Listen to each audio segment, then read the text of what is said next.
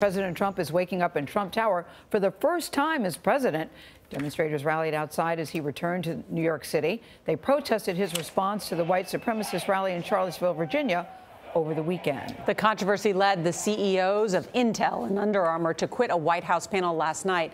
Merck's CEO resigned earlier in the day. Now, the president specifically condemned the Ku Klux Klan, neo-Nazis, and other white supremacists yesterday. His statement on Saturday criticized violence on many sides. Margaret Brennan is outside Trump Tower. Margaret, good morning. Good morning. Well, President Trump followed the lead of daughter Ivanka in disavowing these hate groups. He consulted with his chief of staff and his Homeland Security team.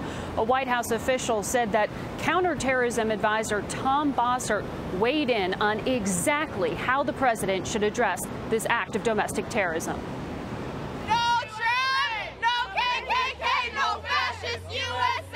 The controversy followed President Trump back to his Manhattan home, where he was met by protesters like Alyssa Krause. What happened in Charlottesville was done with Trump's endorsement, with his permission, and he could barely criticize it.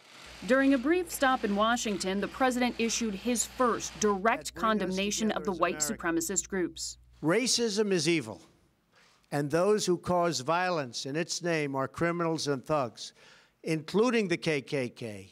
Neo-Nazis, white supremacists, and other hate groups. That disavowal of supremacist groups came 2 days too late for some CEOs serving on the president's manufacturing council.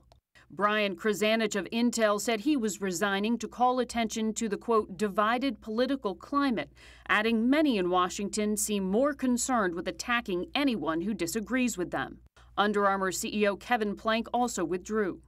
They followed the lead of Kenneth Frazier, CEO of pharmaceutical giant Merck, who wrote that as a matter of personal conscience, he felt, quote, a responsibility to take a stand against intolerance and extremism.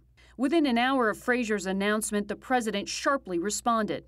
Now that Ken Frazier of Merck Pharma has resigned from President's Manufacturing Council, he will have more time to lower rip-off drug prices.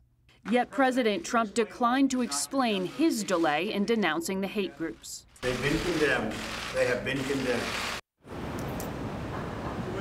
Now, Labor leader Richard Trumka, the AFL-CIO, told CBS News he's also assessing his role on the panel and said they've yet to even hold a single real meeting.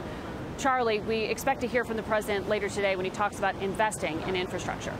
Thanks, Margaret.